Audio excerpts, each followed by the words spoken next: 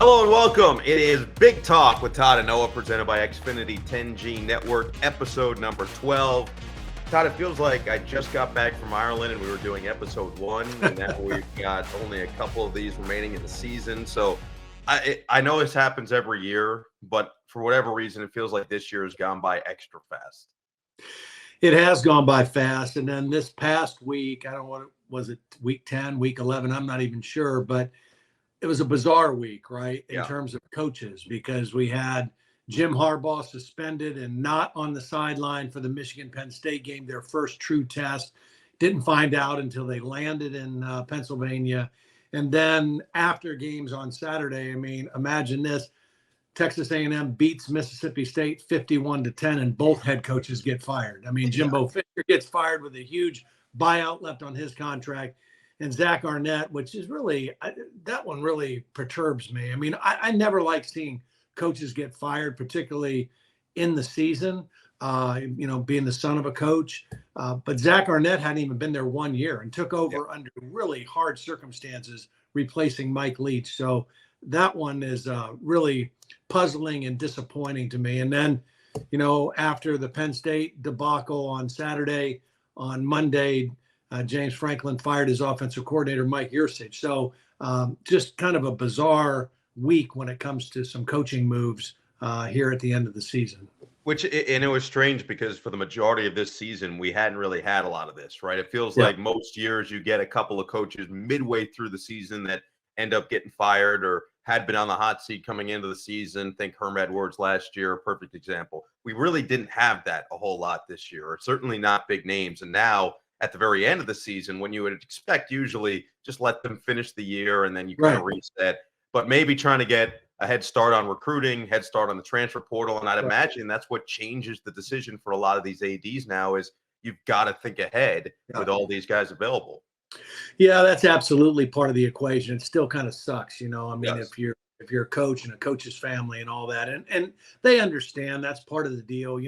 Early in the season, the first thing we had was the whole Pat Fitzgerald thing at Northwestern, right? And so he was replaced by David Braun as an interim coach who has done a marvelous job with the Northwestern football team.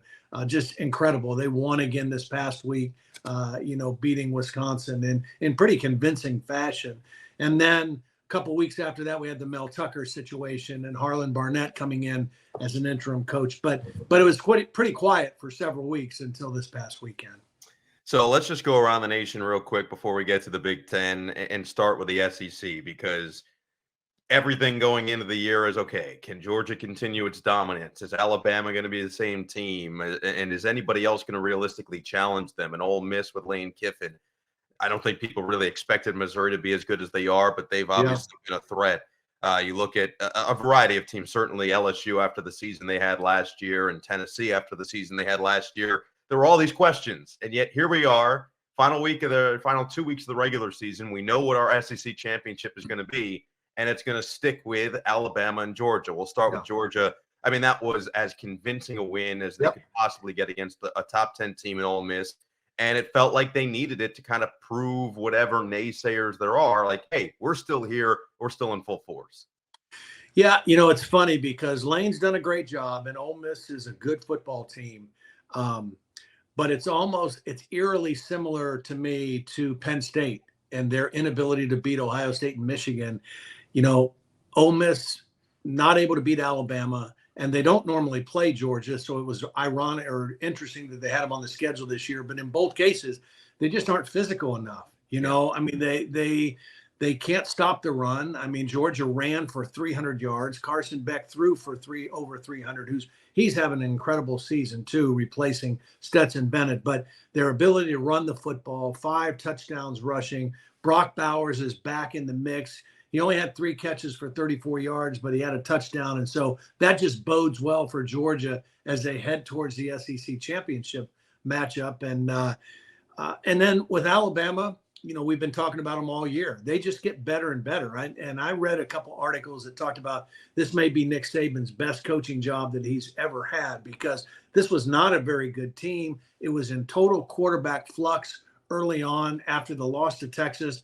Then they had a puzzling, head-scratching, close win at South Florida. And after that, Nick Saban made a commitment to Jalen Milroe, Yep. and this thing has just gotten better and better. He has played much better. I mean, he had a huge game, in their win over Kentucky. Their defense continues to play well. They're running the football. And so I really give them a good chance in that SEC championship game. I don't think Georgia is that much further ahead than Alabama because of the improvement we've seen out of Nick Saban's team here over the course of 10 weeks. And you mentioned him. Jalen Milroe was essentially benched earlier this season, for lack of a better term. I wouldn't say that it was your typical benching necessarily. It wasn't the clear-cut, hey, this guy's not getting it done, we got to go with a different guy. He just wasn't living up to what maybe the standard of some of the incredible quarterback play they've had in the last 6-7 years is. And yet they go back to the kid, and it tells you a lot about his mental resolve that this late into the season in such a big game to help clinch the SEC West, you go out and you have 6 total touchdowns. 6. Right. And it's not against a bad team. Kentucky is a good football team. They're well coached. They've been a good football team the last couple of years. But you mentioned physicality, defense. We know Alabama's defense is still one of the best in the country. And it just seems like Milroe's getting more and more comfortable. Yeah. So understandable why that take with Nick Saban would be there. And it reminds me of LSU last year. Right. In Brian Kelly's first year, they got beat by Florida State early. They weren't a real good football team, but they got better and better each week. And Jaden Daniels at quarterback in his first year after coming over from Arizona State, he kept getting better and better and playing better and better down the stretch. And they won a couple huge games down the stretch. Well, Alabama's doing the same thing this year. I mean, they're a much better team than when they lost to Texas, when they just barely beat South Florida. And Jalen Milroe just continues to rise in his productivity and efficiency and taking care of the ball. So, yeah, they're going to be a hard out for anybody at this point. You bring up Jaden Daniels, so might as well just kind of shift over there. We were keeping up during our game of just the stats he was putting up. And I feel like people overuse the term video game numbers or video game highlights. That was the perfect example of that to me. He had over 600 total yards and 5 touchdowns by himself. He single-handedly won them that game.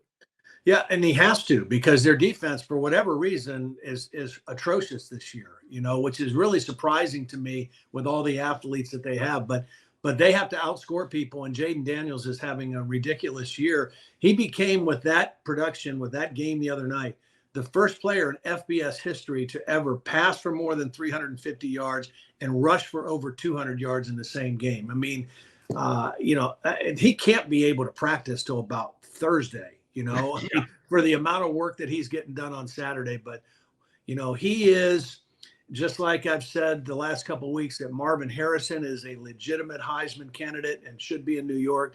Jaden Daniels is also a legitimate Heisman candidate, should be in New York. I know there's guys out in the Pac-12 playing really well, a couple quarterbacks as well, but those 2 guys are playing as well as anybody in college football. Yeah, in terms of team impact, in terms of if you take them away, what happens to their team? I think we've seen with Marvin Harrison Jr., you take away some of the other weapons, maybe they're not as potent, Ohio State's offense, but as long as they have 18 on the field, they're dangerous. And the same goes for LSU. If you took Jaden Daniels away from that team right now, that's probably a complete collapse. And he's the glue that's keeping them together. Just quickly hit on Missouri, because Eli Drinkwitz, the way that he's built that program back up to this season that they're having, and it's culminating with Brady Cook having a tremendous year and leading that team. I mean, this was a big win over Tennessee, 36-7, a top 15 matchup. They've been close in some of these bigger games, but to actually win one like this really bodes well for them moving forward. Yeah, absolutely. I mean, look at it. They played Georgia. They were tight all the way into about the middle of the 4th quarter in Athens. I mean, they played well, and this is a really good football team. And you mentioned Brady Cook. The running back, Cody Schrader, had a huge game, right? He ran for 205 yards. He had 116 yards worth of receptions. He was a one-man wrecking crew against this Tennessee defense that had been playing pretty well. So Missouri is a legit team. I mean, they're ranked number 13. They're probably going to go up higher than that. They've got a couple winnable games left on their schedule. They could very easily finish in the top 10, and just an outstanding season. Move to the ACC. Florida State and Louisville have essentially separated themselves as the top 2 teams in the conference. We expect them to eventually meet in the ACC title. Let's start with FSU because honestly, both of them played somewhat similar games in the sense that it wasn't a blowout. It wasn't a convincing victory, but a win was a win. It was the one-score victory for both of them. FSU against Miami, this was on Saturday, 27-20. Jordan Travis did just enough, 265 passing yards, had a touchdown through the air. Trey Benson had 2 on the ground. So they get production out of their guys offensively that they expect to, and they keep winning. And right now, that's all they need to do. Absolutely. And, as far as the score being close, you got to remember this is a rivalry game, right? Yeah. When Florida State and Miami play, there's a lot of pride. There's a lot of, guys that know each other, maybe played against each other in high school, a lot of athletes on the field competing. And so, to win it all is significant when you play those games. And they'll have another one with Florida at the end of the season, another in-state rivalry game. But yeah, Florida State just keeps taking care of business, playing solid on both sides of the ball. And then you mentioned Louisville. I mean, they kind of struggled with Virginia. We're able to finally put them away 31-24. Now, I believe Louisville plays Miami this week. And if they win, then Louisville and Florida State will match up in the ACC championship game. And, really, the key for the ACC in terms of getting a team into the college football playoff, I almost think has to be an undefeated Florida State team. I mean, they have to win out because there's going to be some other one-loss teams that are going to be maybe thought of a little bit more highly down the stretch than a Florida State team that would lose late in the season. So they're having a great year, but, they kind of need to keep winning all the way out. 100%. And credit to Jeff Brom for the job that he's done year one at his alma mater. I mean, to think that if they had found a way to just beat Pitt and then run the table the way they have and potentially find themselves in the college football playoff would have been remarkable. I'm with you. I think it's probably out of the cards at this point, pun intended there, but they are going to be in the top 10. They're in the top 10 of the AP poll now, inside the top 10. And they're all, in all likelihood, going to be a top 10 team in the college football playoff poll, which, full disclosure, as always, we are recording this Tuesday morning, so that'll come out later tonight, and we'll see. But that would be my expectation, and just a tremendous season, and see if maybe if Jeff Brom can keep this rolling now and bolster the ACC moving forward, because FSU has clearly proven themselves. We expect Clemson eventually is going to get back to being Clemson at some point moving forward.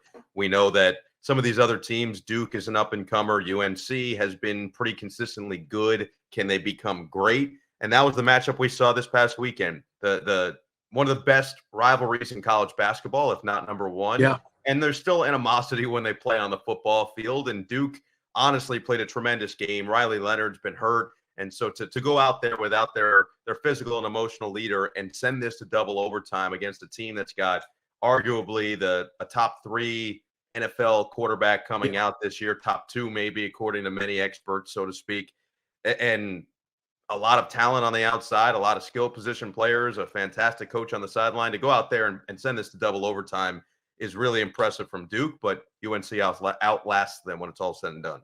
Yeah, and the thing to remember about North Carolina is they improved to 8-2. They're still technically not out of the picture, for the ACC championship. And they played well, and Drake Maye, as you mentioned, had a phenomenal game. They won in overtime. He threw for over 340 yards, ran for a couple touchdowns, had the I think the game-winning run for a touchdown in overtime.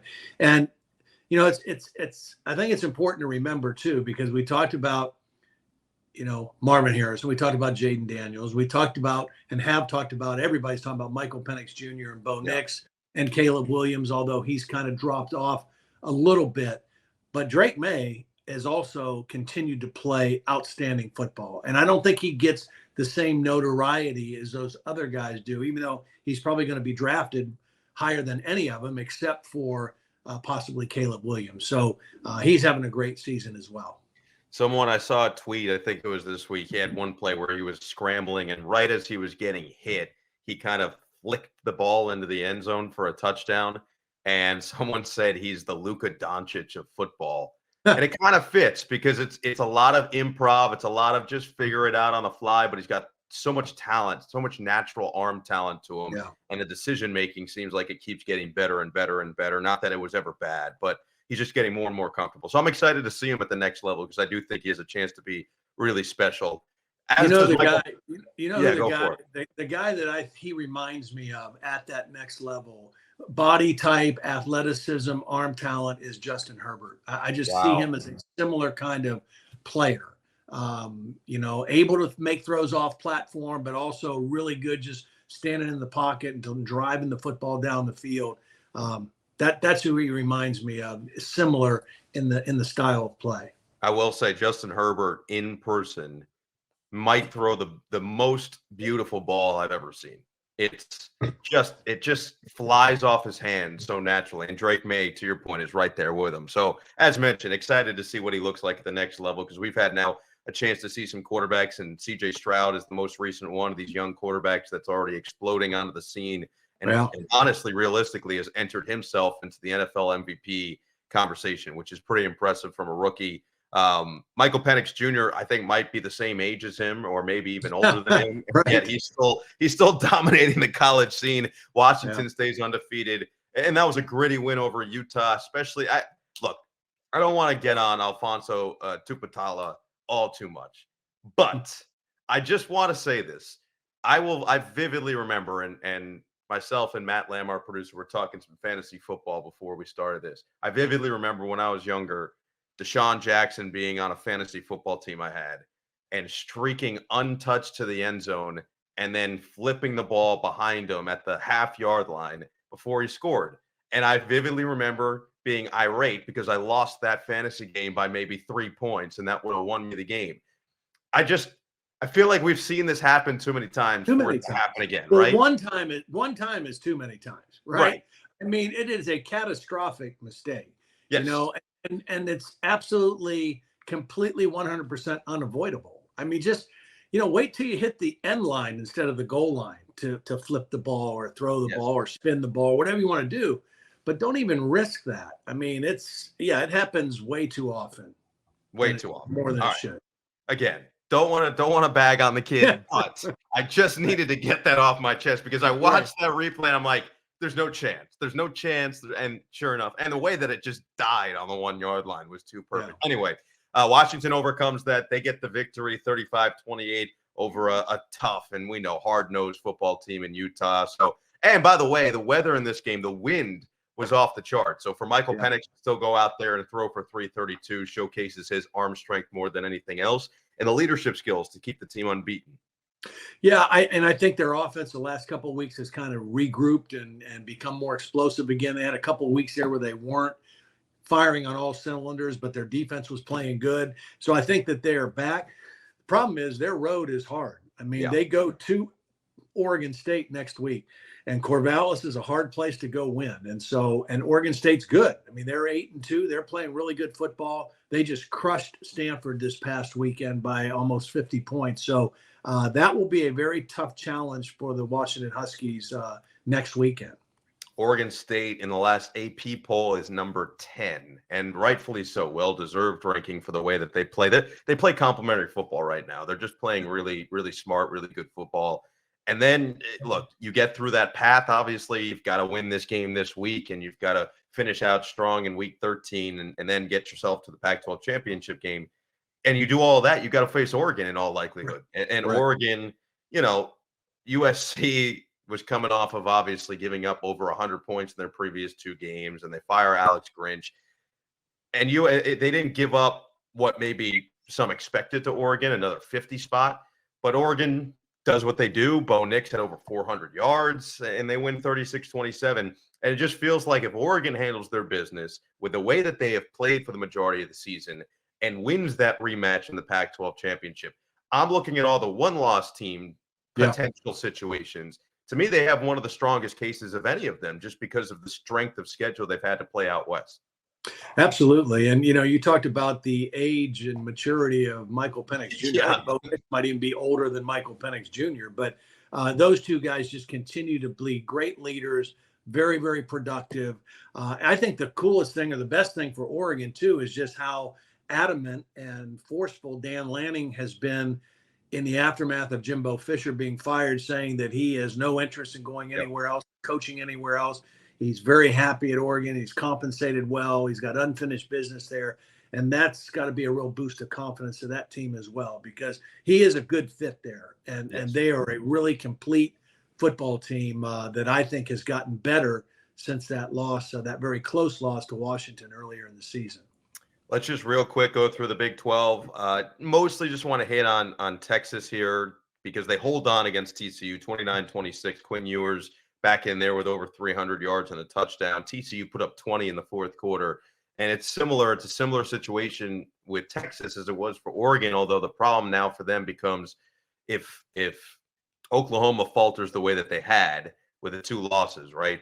And Dylan Gabriel obviously had a just ridiculous week. He had 8 total touchdowns this past week. So I'm not saying that Oklahoma's a bad team. They're still probably going to be a top 15 team, but their resume isn't quite as strong. Now they have the Alabama victory, and that's going to go a long way. But to your point, I wonder if the committee looks at that as, hey, early in the season, Alabama, they're not what they are now. They weren't what they are now. So I worry a little bit about Texas, even if they run all the way through. All they can do is control what they can control in the games that are in front of them, and not, there's nothing else they can do. But I do worry a little bit just in terms of the one-loss teams where they stack up. Yeah, I mean, the other thing the committee will take into account is that they were able to find a way to win when their starting quarterback was on the bench and hurt. Right. And so they've got him back. He throws for over 300. The bad news for Texas is their star running back, Jonathan Brooks, is out for the season out with a torn ACL. He had 178 total yards before he had to leave with the injury, and then they revealed on Sunday that he's going to be lost for the rest of the year. So that's a huge blow for Texas going forward. They get their quarterback back, but they lose their top running back. Yeah, Brooks was having just a standout season, and really a shame to see a guy go down this late into the year, especially as we move over to the Big Ten. So let's start with our game that we had. We saw the number 1 team in the country, and they get the job done. They looked the whole thought with Ohio State and the whole message that we kept hearing was faster start, faster start, faster start. They did that. I mean, they got Marvin Harrison Jr. the football for the first touchdown. They got Travion Henderson the football. They got Cade Stover back. He got the football. They targeted Emeka Egbuka on that first drive down the field, and they just start fast, and they didn't really give it up from there. No, they didn't. And I made this point during the course of the game. That's the best, to me, that's the best Kyle McCord has looked. I mean, from start to finish. I mean, he was solid. He was accurate. He was decisive. He had good footwork. And he did a great job of distributing the football. And you can see as this team gets healthier on offense, how much more explosive they can be. Travion Henderson makes a tremendous difference to their running game. I still don't think it's a great offensive line, but they're much better because of Travion Henderson. They did a good job of protecting Kyle McCord against a pretty stout defensive front of Michigan State. Egbuka is not quite back, but maybe by the Ohio State-Michigan game, he will be. Cade Stover still has the brace, but he looked good, made a couple nice plays in that ball game. So they looked much better offensively, much more well-balanced. Defensively, they're missing a couple guys in that game, but they still played the way they typically play, and keep teams at bay and don't give up big plays. So they're a really good football team that I think Ryan Day has them playing their best football here in the month of November. You mentioned it. I just want to ask you this one thing about Ohio State defensively before we move on to the Michigan Penn State game. Because you mentioned it a lot during the broadcast, and you're right. They're not a high turnover team. They're not going to force those crazy plays, those game-changing plays, but they don't give up big plays. They just keep you in front.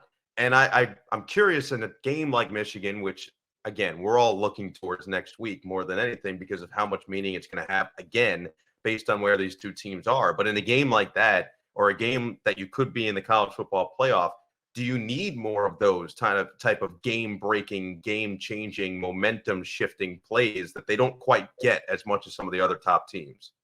Well, I mean, sometimes takeaways, they come in flurries, Now they have not created takeaways, but a lot of times, it's just the way the ball bounces. Maybe they're in position, getting their hands on balls, just not able to come down with interceptions. They haven't forced a lot of fumbles. So it's hard to say. I do think even though they don't have a lot of sacks, they do have consistent pressure.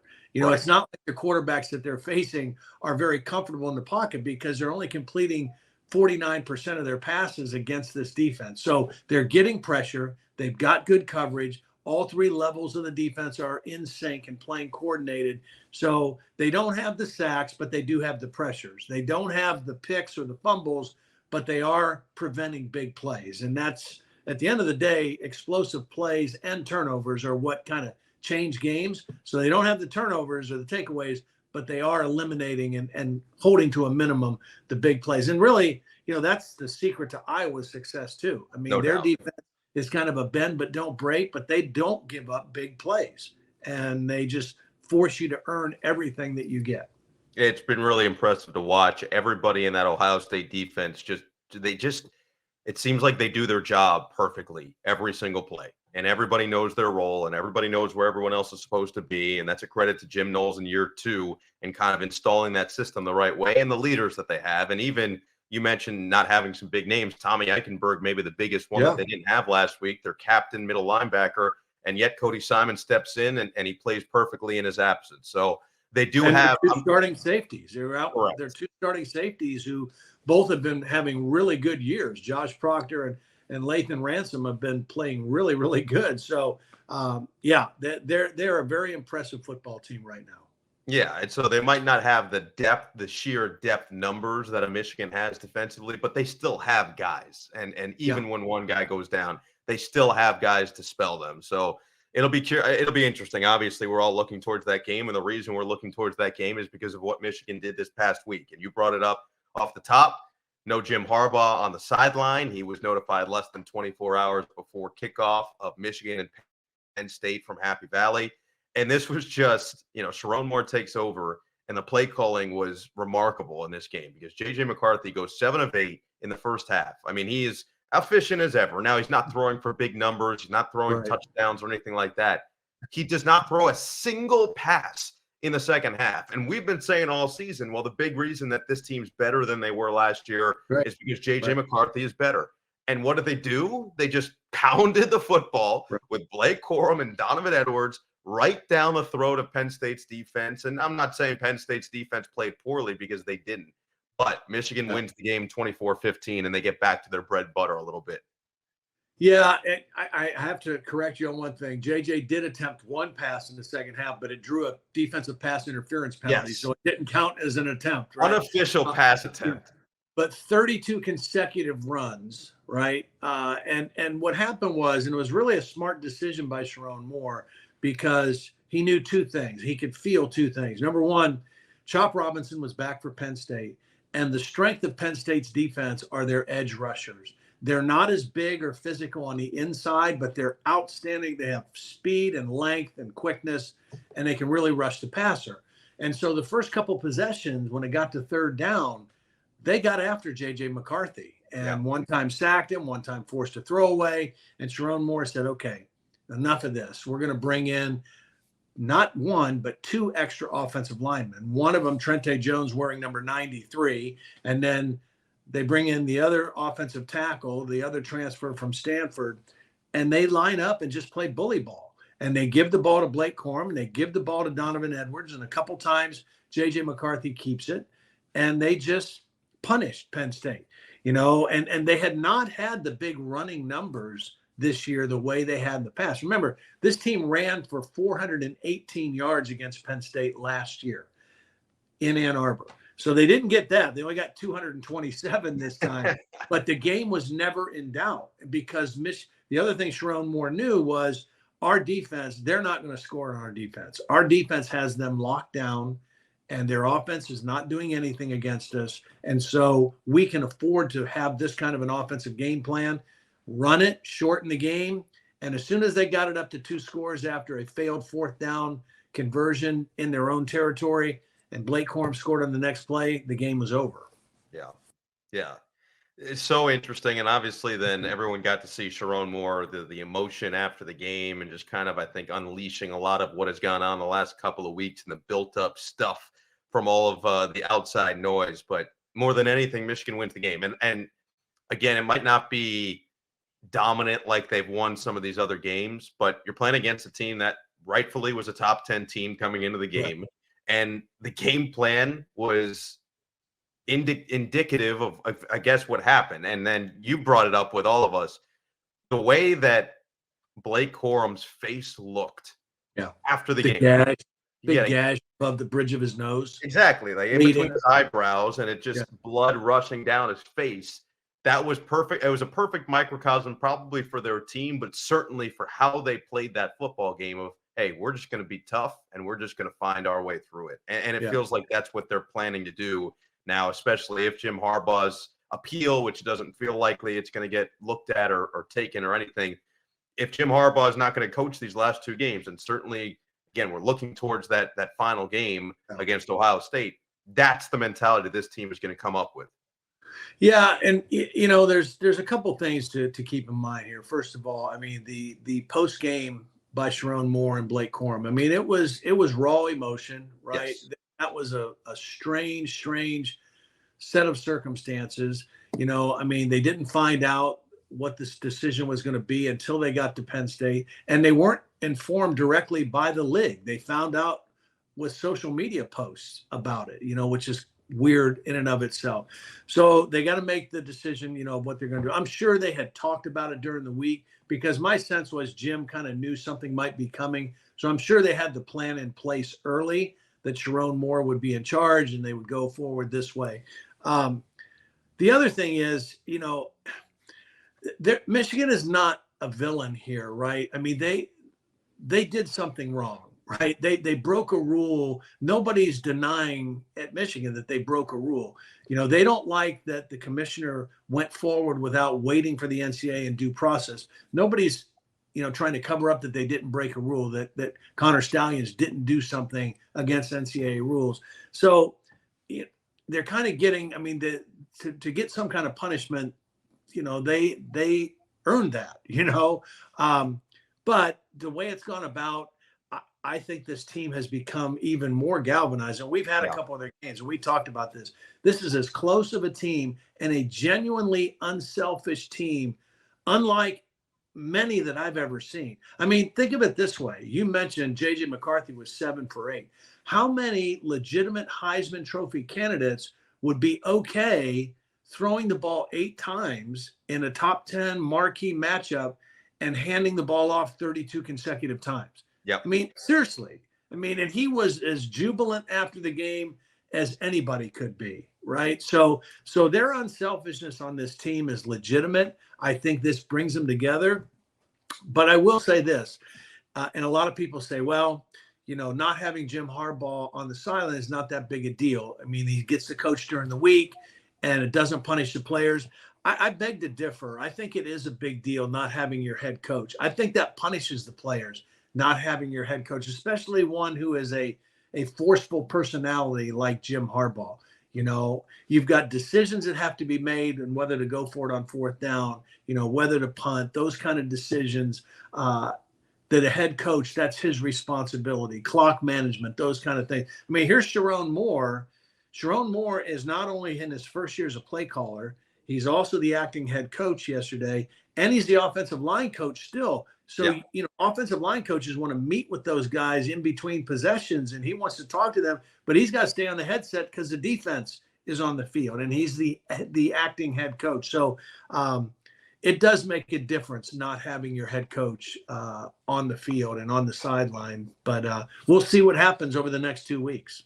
They had their Michigan versus everybody shirts, beanies, etc. Those shirts made their way to the basketball team, who ended up throttling St. John's in the Garden earlier this week.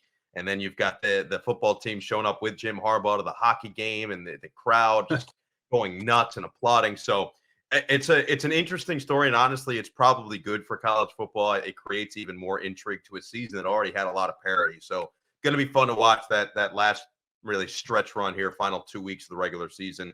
Real quick, let's just hit on Iowa and Rutgers, because we knew the over-under was very low for this game, but we also knew the implications of this game were going to mean a lot. Could Iowa overcome what is one of the better defenses in the Big Ten this year? And Rutgers has proven that at the highest level. They hung with Michigan, they hung with Ohio State, and Iowa, they just won it in Iowa's way. I mean, there's no other way to say it. They win 22-0 this game, and they really take a stranglehold on the Big Ten West.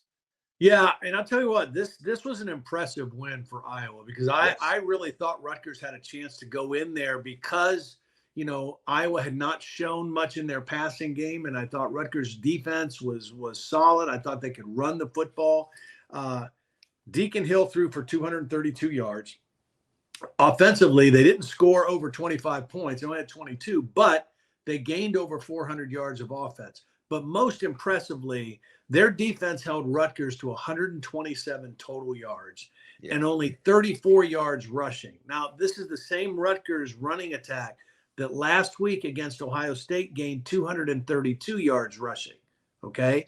They came up short against Ohio State, but only 34 yards rushing against this Hawkeye defense. And Iowa just dominated the game, and they are the best team in the Big Ten West. Now it'll be interesting because I think they've got Illinois this week, who seems to be coming on offensively, and so and this isn't saying a whole lot, but it looks like Illinois is the most explosive offensive team in the Big Ten West. So they will maybe challenge with a balanced attack, challenge this Iowa defense better than they've been challenged so far this year. Yeah, it was a Phil Parker special once again. Other scores in the Big Ten, feel free before we move on to this week to hit on anything. But Illinois, 48-45 over Indiana. Purdue, 49-30 over Minnesota. Northwestern, you talked about it. David Braun over Wisconsin, 24-10. Both teams get to 5-5. Maryland over Nebraska, 13-10. By the way, the Big Ten West standings, let's just talk about what this shakeup looks like right now. Because you've got Iowa at 8-2, and you've got them as the clear-cut number one team in the division. But Illinois 5-5, Minnesota 5-5, Northwestern 5-5, Wisconsin 5-5, and of course Nebraska 5-5. You just look at, and I know Northwestern, all things aside, but I'm just talking about all the teams in the Big Ten, even that are 5-5.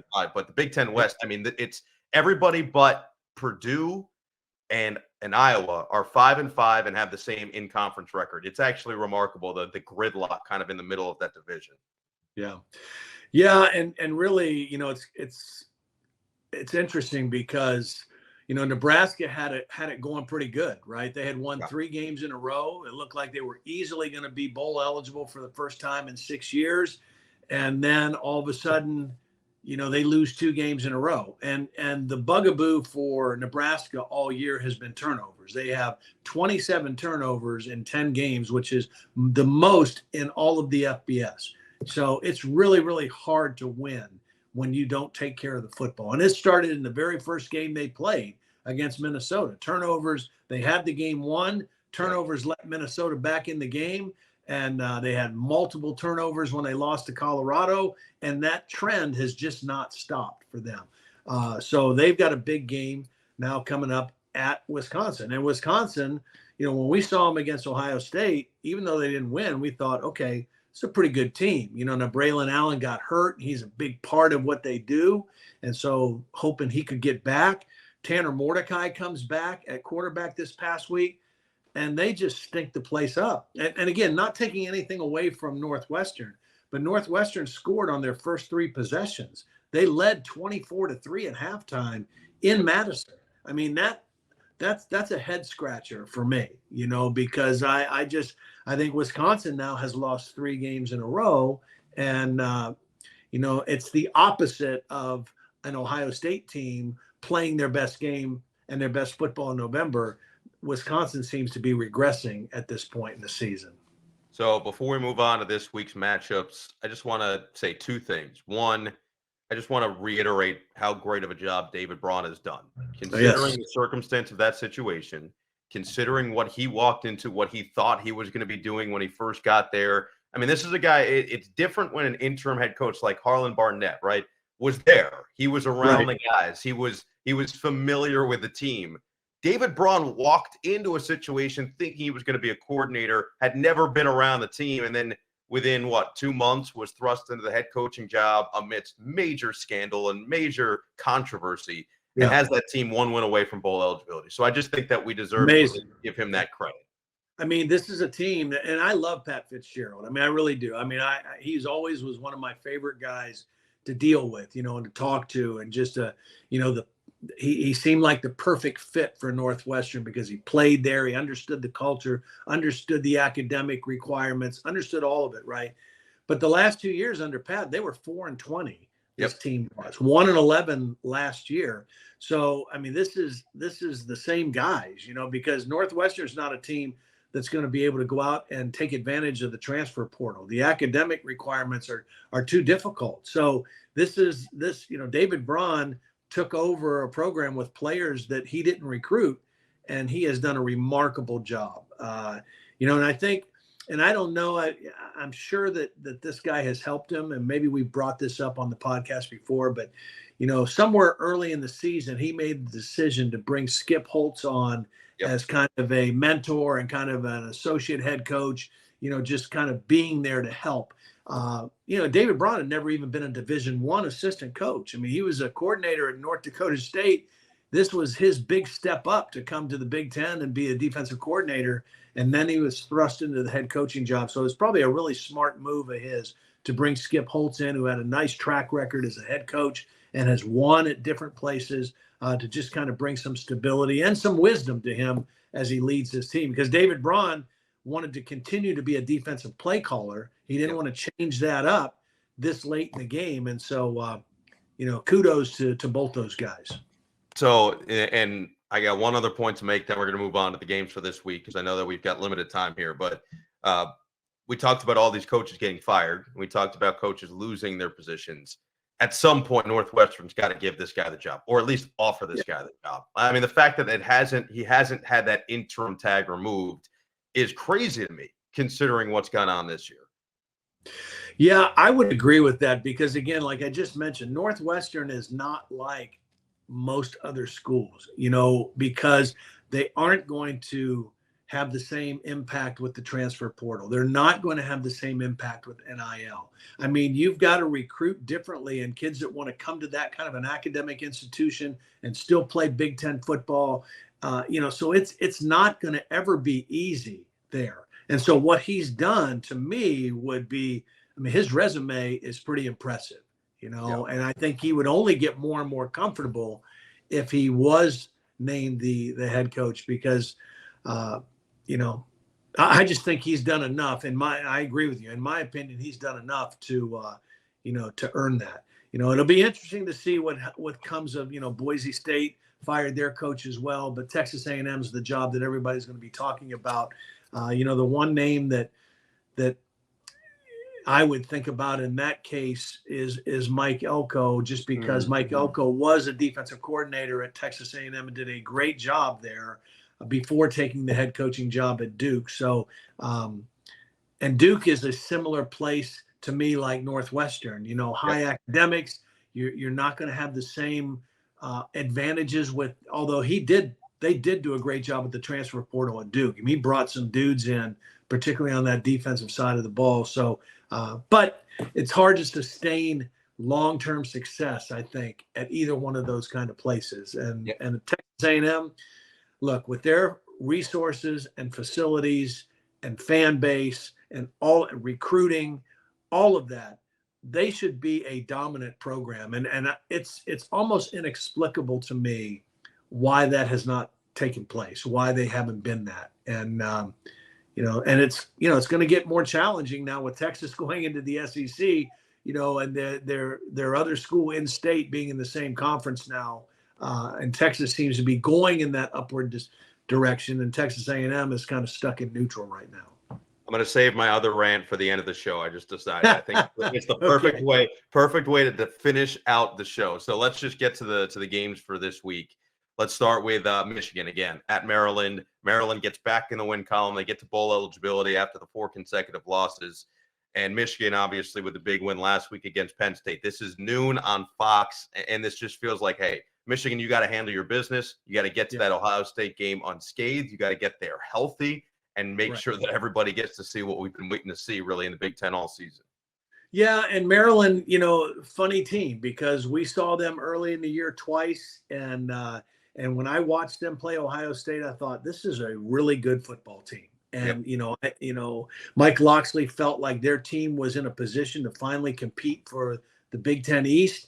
And when I watched them play Ohio State, I thought, okay, they didn't get it done here, but they'll get 2 more shots at Penn State and then another shot against Michigan, and not competitive at all against Penn State, and really kind of were going backwards.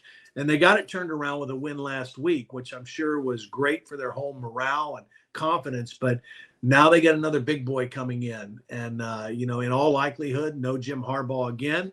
It'll be a similar situation, with Michigan being led by Sharon Moore. But again, this is a team that has resolve. They're united, and they're physical, and they're talented. So I would expect that we'll see more passing out of J.J. McCarthy this week than we did up in Happy Valley. Plus, Maryland and that home crowd is not going to pose the same kind of issues that playing in front of 110,000 at Beaver Stadium did this past week. No question. Speaking of Penn State, they are back at home, and you got to feel for Rutgers a little bit. They have such this great success of a year. They get to 6 wins before their bye week, and then they get their bye week, and it's like, all right, what do we got next? Oh, the number 1 team in the country. We got Ohio State coming. All right, what do we have after that? Oh, it's at Iowa. That's right. Okay, what do we have after that? Oh, we got to go to Happy Valley and play Penn State on the road. Look, Penn State, the season was predicated on winning at least one of those 2 games against Ohio State or Michigan, and they didn't do it. But there's still a great season to be had, still a New Year's Six Bowl potentially in the balance for them, and so they've got to just get back on the horse and let this thing rip. And you've got a young quarterback that's coming back next year. He's not going anywhere. Keep developing him against a great defense in Rutgers. Yeah, and you've got a new, just operation going forward, because they fired Mike Yurcich, the offensive coordinator, and Drew Aller had a really good relationship with Mike Yurcich. So there's going to be some change. It'll feel different, look different, sound different, but they've got to play better. They've got to be better on offense. That's what's held them back in those big matchups with Ohio State and Michigan. So you've got Jawan Sider, who's a running back coach, Ty Howell, who's a tight end coach. You're going to kind of be co-offensive coordinators and figure out what that operation is going to be. I think James Franklin, his background is on the offense. I think he's going to be more involved with the offensive side, kind of trust that Manny Diaz has things locked down and under control on defense. So a different operation. And the biggest thing is they just can't have any hangover from, what they did not get done against Michigan the week before. They're a better team than Rutgers. And one thing, even though they've struggled to beat those 2 teams, they have pretty much consistently taken care of business against the teams that they're supposed to beat. And so they just need to take care of business this week. Will be interesting to see how both teams try to bounce back. Other games, Michigan State, Indiana, Purdue at Northwestern with a chance to clinch a bowl eligibility for themselves. Illinois at Iowa. We'll see if Iowa can keep it rolling, if Illinois' offense can get them to 6 wins on the season. Minnesota at Ohio State. Ohio State looking to just stay unbeaten as well as we get to that Michigan game. But we get to our game, and I really believe our game has a lot of intrigue as well. When you've got Nebraska at Wisconsin, 7:30 on NBC, 7 o'clock college countdown per usual. Both teams are 5-5. So winner gets to a bowl game, loser has to wait another week and try to give themselves another chance. And the main stories in this game, let's start on the Nebraska side. What's the quarterback situation going to look like there? Because you mentioned the turnovers, and Heinrich Harburg had a couple early. He had that early interception that was horrendous in the last game. And it plagued them in that game against Maryland. He ends up getting hurt. He hurts his ankle, and that could be a concern. He looked like he could come back in potentially, and there's talk that he's going to be okay. But if he's hampered by the ankle, he's such a dual threat that completely changes his game. Then Jeff Sims comes in and turns it over 3 times, I believe. He had 2 interceptions and a fumble. And then Chuba Purdy comes in, who's not even 100%, who's been putting off surgery that he needs to get on an injury that he's had for the majority of the season. He's their 3rd-string quarterback. He comes in, leads the team all the way down the field, and throws an inexplicable interception on 3rd and goal, which the play calling on that was interesting. And there's a lot that you can go into. But what's the quarterback situation going to look like for a Nebraska team that's defense has been unbelievable throughout this season? Yeah, I mean, that's the $1 million question right now, right? We'll be talking to Matt Rule tomorrow, and that's what we need to find out, because I don't know what I don't know what they're going to do. I mean, I don't know what the good answer, right answer is going to be. They seemed like, I mean, obviously they went out in the transfer portal and they handpicked Jeff Sims, who had a really nice career at Georgia Tech. He's a big guy, strong arm, good runner. He had turnover problems in his years of starting at Georgia Tech. And from game one, he had trouble holding onto the ball and taking care of the ball. And eventually they just could not get it corrected, and it was putting them in such a hole, and their defense was playing well. They went to Harburg, and Harburg is not nearly the thrower. I mean, mechanically, he's not a good-looking thrower. He's got a strong arm, but it's very erratic. He's going to be about a 50% completion guy, but he's big and he's tough and he can run. And they've already incorporated some option into their offense, kind of going back to the glory days of Nebraska and trusting their defense. But again, the turnovers, it's just hard to win. It's hard to win in college football today if you are minus 14 on the turnover margin. And that's what they are. And I mean, it's been multiple turnovers every game for them. And, you can have the perfect X's and O's and make the great play calls and all of that. If you aren't able to take care of the football, you're going to have a tough time winning. So yeah, the quarterback situation is question number one when it comes to Nebraska. The question number one for Wisconsin is, Braylon Allen, what's the situation with him? Because they're clearly a different team with or without him.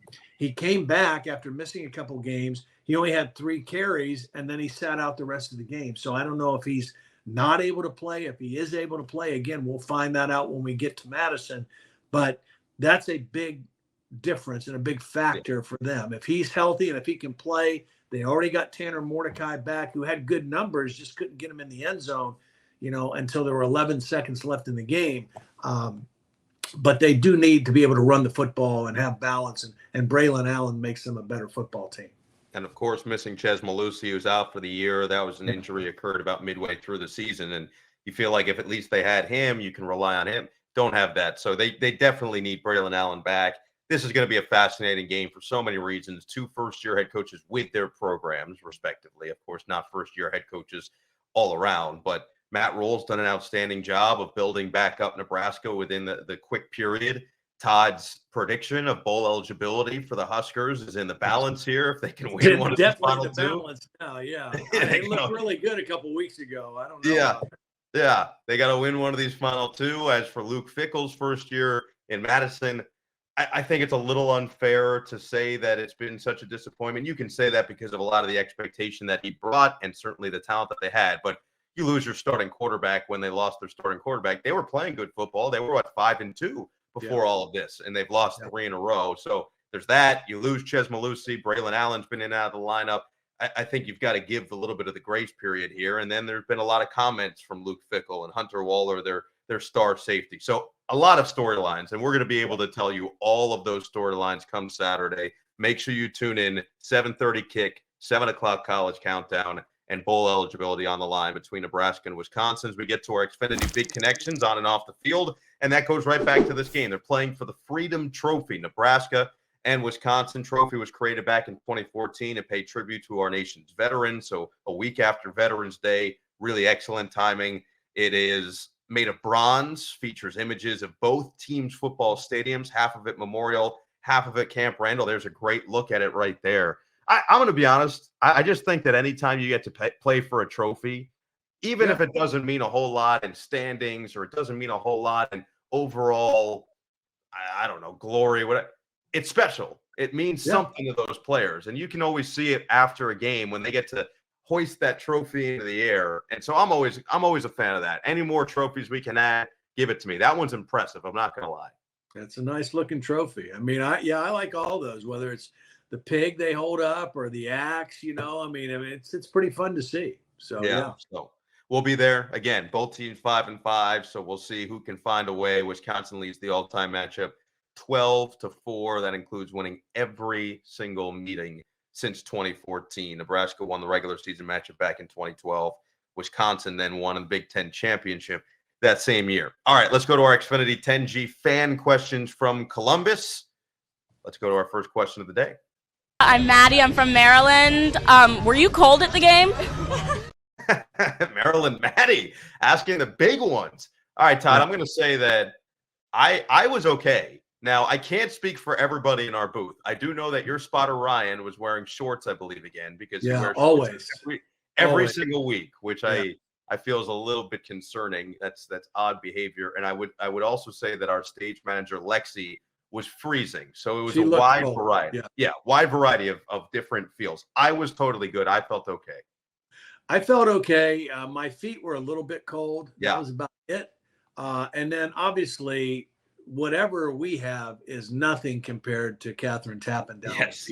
because she's the one who's really out there in the elements, not us. Yeah, and then every time I go, oh, you checked the bag. She goes, you see how much gear I have to bring just to be down on the sideline? I go, yes, you're right. You're right. I'm Charmin Ultra Soft. You're 100% right. No problem.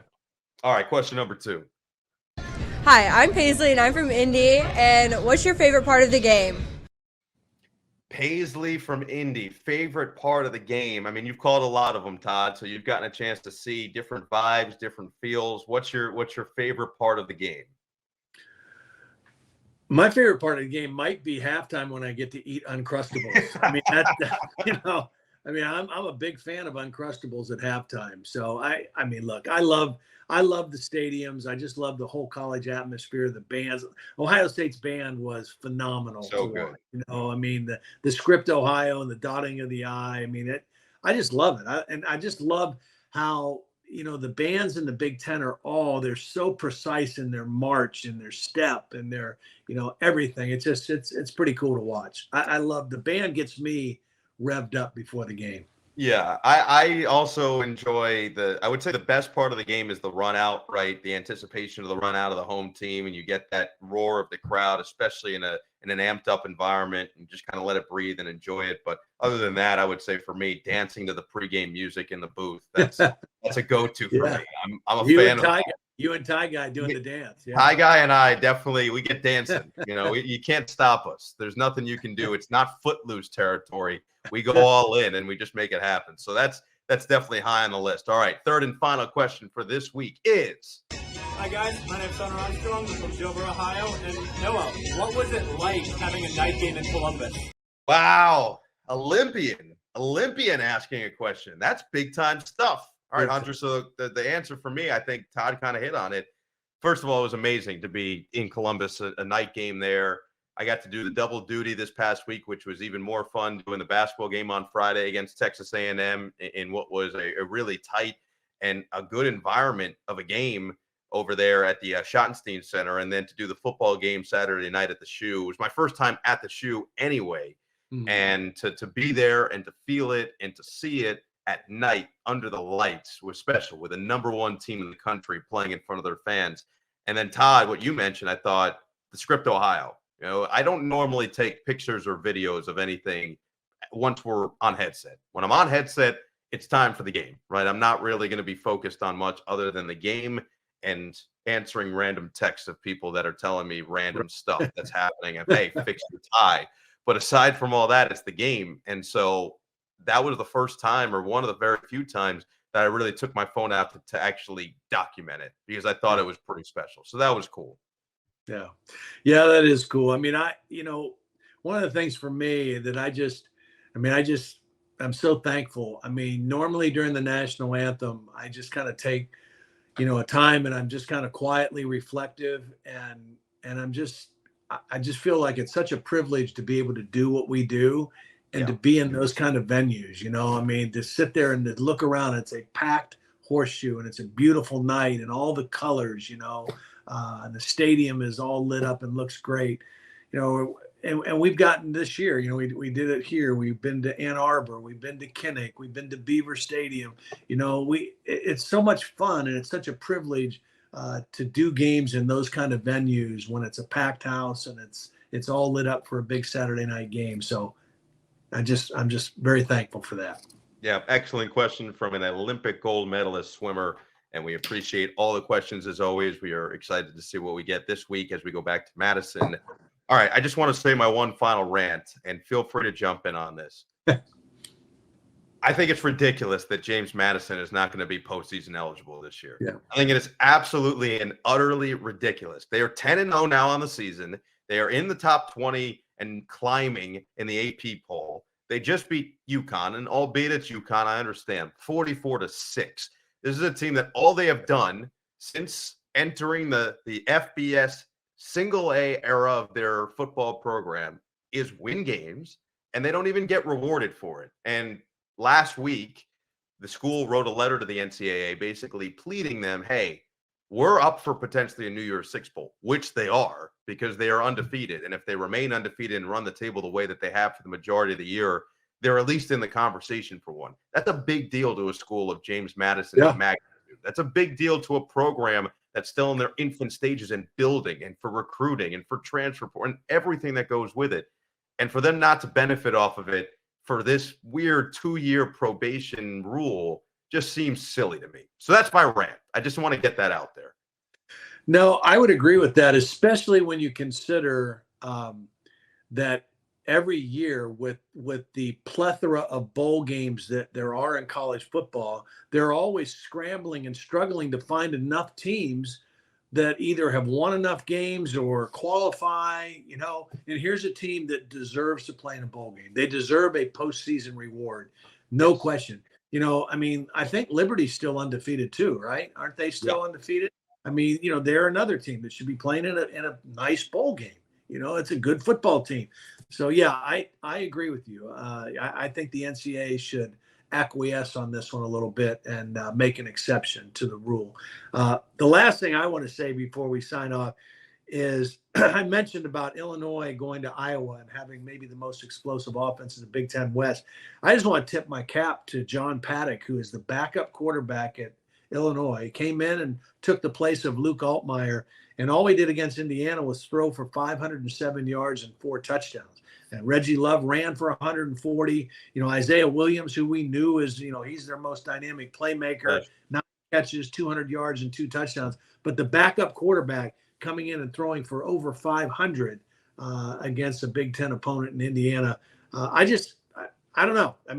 Iowa might stifle them and strangle them, just the way they do everybody else. But it'll be interesting because that should be a team offensively that comes in with some confidence right now. And just another showcase, another kind of perfect example of just how good of a coach Brett Bielema really is. Yeah. Because every time, even when his back's against the wall and everybody counted them out early this year saying, all right, maybe last year was a fluke. Maybe they're right there on the precipice of being a postseason team again, and they've turned it on in a big way. So shout out to Brett. Shout out to James Madison. Shout out to Liberty, also 10-0 on the season inside the top 25 as well. And we appreciate you for tuning in to Big Talk with Todd and Noah, presented by Xfinity 10G Network. Make sure to download and subscribe on the NBC Sports YouTube channel and wherever you get your audio podcasts. And as always, we'll talk to you next week.